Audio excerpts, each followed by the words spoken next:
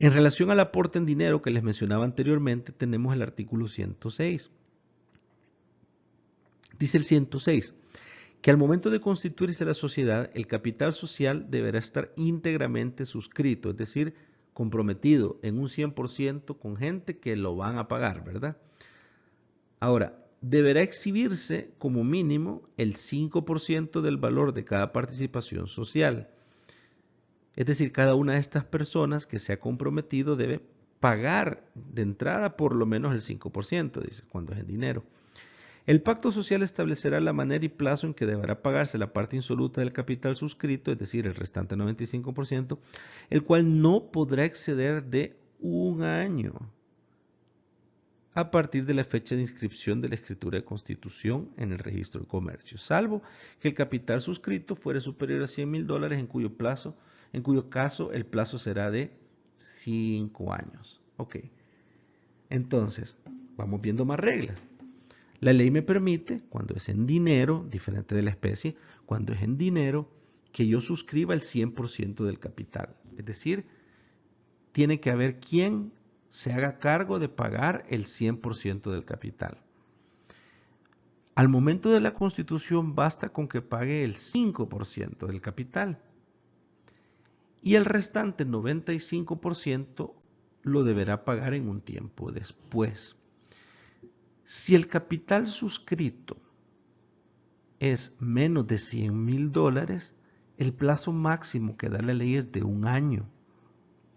En cambio, si el capital suscrito es de $100,000 o más bien es superior a $100,000, aquí sí el plazo mínimo ya no es de un año, sino que es de 5 años, lo cual es una manera de promover las inversiones grandes, porque definitivamente juntar $2,000 en un año es más fácil que juntar $100,000.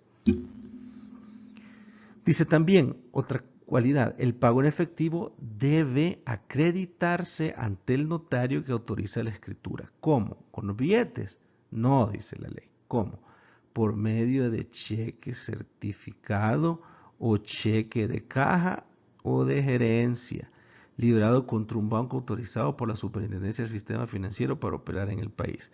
El notario relacionará el instrumento, los datos que identifiquen el cheque.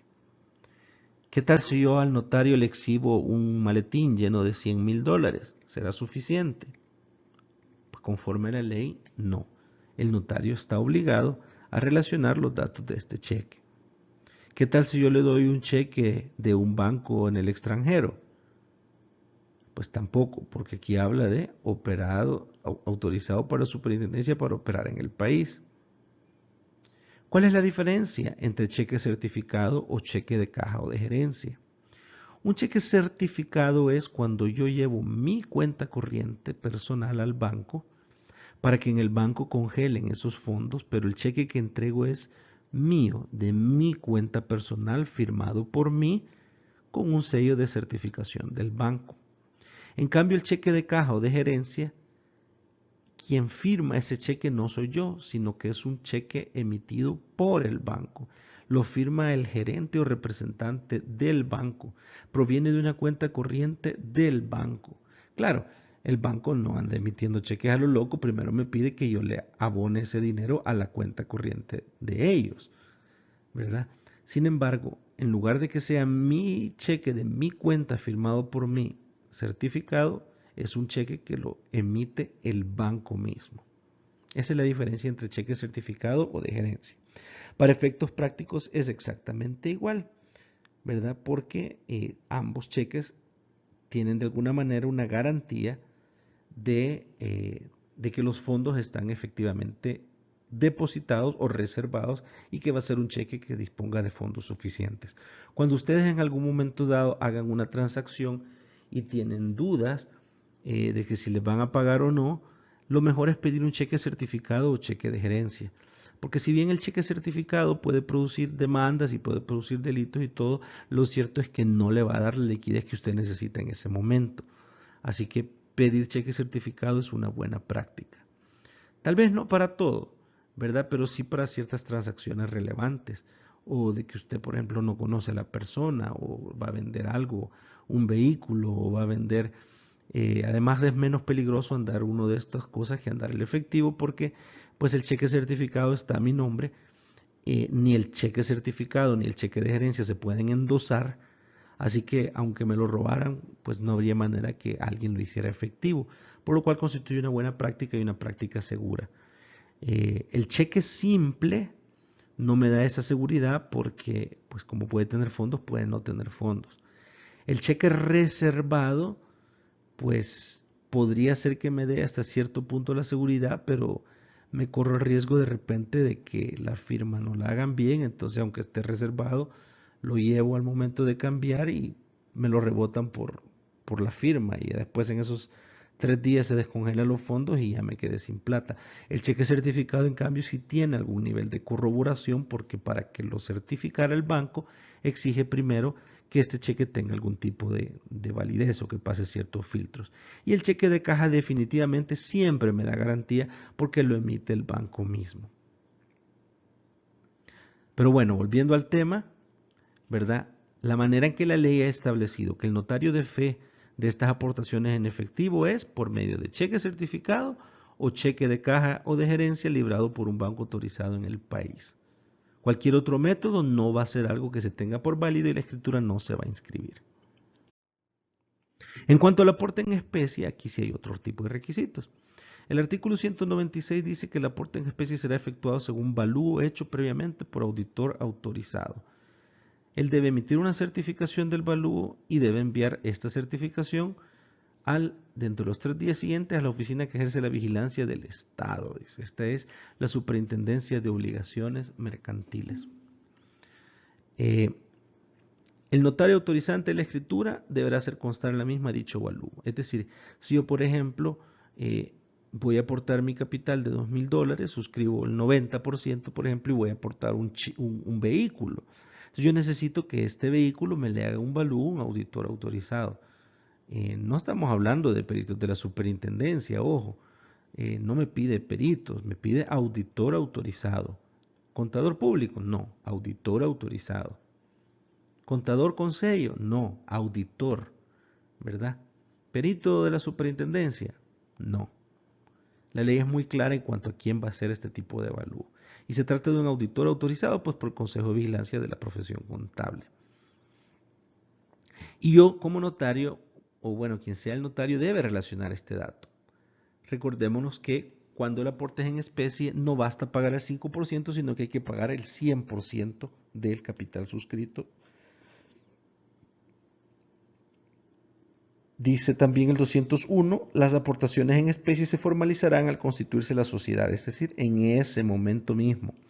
Pero al hacerse la suscripción se otorgará una promesa de aportación con las formalidades legales en documento que sea exigible ejecutivamente. Esto, por ejemplo, en el caso de los inmuebles, que yo no puedo hacerlo en la misma escritura de constitución, sino que posiblemente tenga que otorgar otro documento por separado.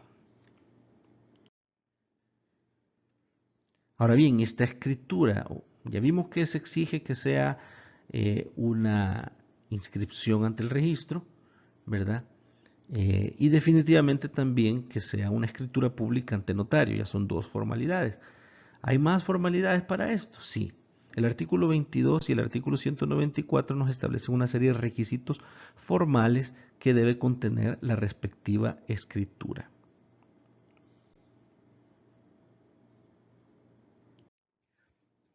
Bueno, uno de estos requisitos formales son los del artículo 22, donde se menciona que debe contener la escritura social. Primero, pues establece una serie de requisitos. Yo quizás los invito a que le pongan pausa a su video para revisarlos con detenimiento. Después de esto vamos a retomar este video. Pongámosle pausa algunos minutos.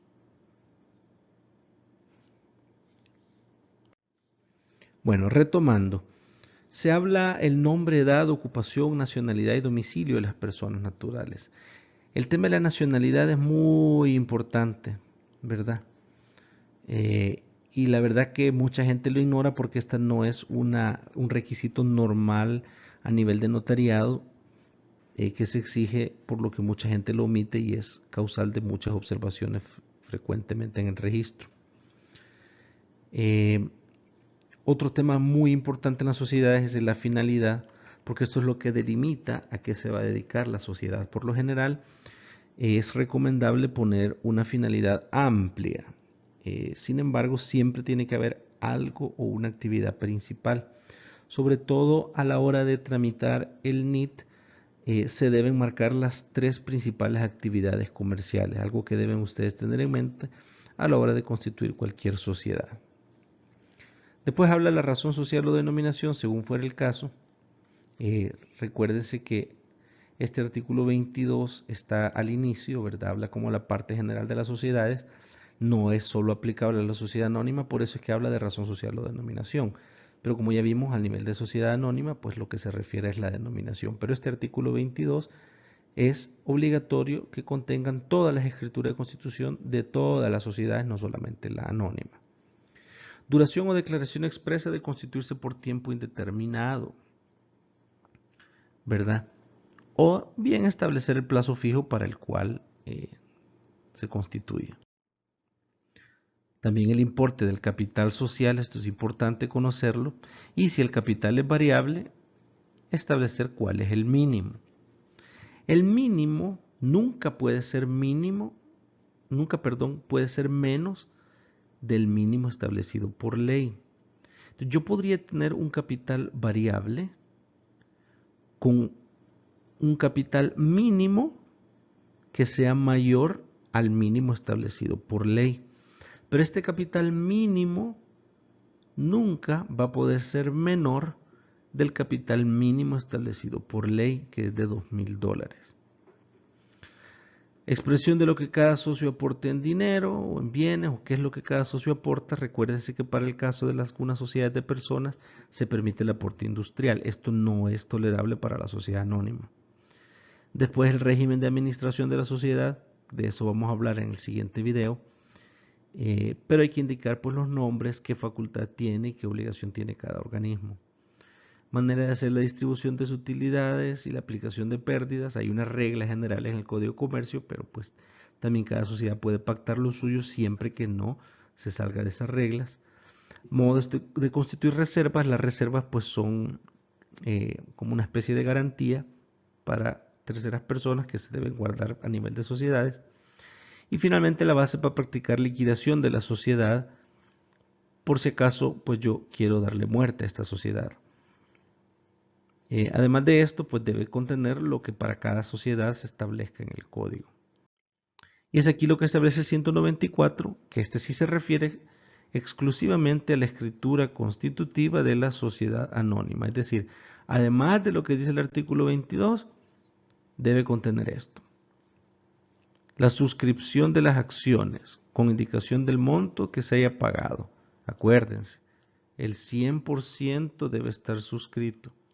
Cuando se paga en dinero, basta con que se pague el 5%, pero si se paga en especie, entonces debe pagarse el 100%, es decir, igual que la cantidad de capital suscrito. La manera y plazo en que debe pagarse la parte insoluta del capital suscrito, dice, el cual no podrá exceder de un año a partir de la fecha de inscripción de la escritura de constitución en el registro de comercio. Hace un rato pues leímos también, ¿verdad?, que cuando el capital fuera menor de 100,000, pues sí es un año, pero cuando es más de $100,000, la misma ley establece un plazo de 5 años. Esto tal vez no fue retomado en esta oportunidad, pero sí tenemos el otro artículo que así lo dice. Número, valor nominal y naturaleza de las acciones en que se divide el capital social. Esto es lo que va a determinar la participación, los porcentajes de participación. En su caso, determinación de los derechos, prerrogativas y limitaciones en el caso de acciones preferidas. Este tema no lo vamos a tocar en este momento, sin embargo, las acciones preferidas son una especie de acción especial que tiene prerrogativas sobre otras, que son las acciones normales. Aquí es cuando ustedes han oído hablar de repente alguna vez que se hacen series de acciones y diferentes tipos de acciones, algunas que tienen mayores derechos o diferentes derechos que otras. Todo lo relativo a otros títulos de participación, facultad de los accionistas para suscribir aportaciones suplementarias o aumentos de capital, generalmente, aunque no existe el derecho que existe a nivel de las sociedades de personas de casi que no se puede hacer un nuevo socio sin el consentimiento de los demás, siempre se trata de mantener la hegemonía o la unión del grupo, es decir que por lo general cuando hay aumentos de capital, el derecho de suscripción preferente se le confiere a los mismos accionistas antes de dárselo a un tercero, ¿verdad? Claro, si el accionista decide no hacer uso de esto, pues queda la vía libre, pero por lo general, ¿verdad? Se trata de favorecer a los mismos accionistas primero con esta oportunidad. Manera en que deben elegirse las personas que han de ejercer la administración y la auditoría, ¿verdad? Y el tiempo que deben durar en sus funciones, así como la manera de proveer a las vacantes. Esto tomando en cuenta, por supuesto, otras disposiciones legales, pero sí tiene que estar puesto. Aunque la ley lo dice en su mayoría, pero esto sí debe estar expresamente convenido en la escritura de constitución. ¿Y por qué se acostumbra a hacer esto? Pues no es tanto por ser repetitivo, sino que es porque por lo general los accionistas, cuando tienen algún reclamo o desean ver sus derechos, por lo general acuden en primera instancia a la escritura de constitución, al pacto social, para ver qué derechos tienen. Luego habla de los plazos y forma de convocatoria y celebración de las juntas generales, ¿verdad? Que eso vamos a hablar también en un próximo video. Sin embargo, esto también está en la ley.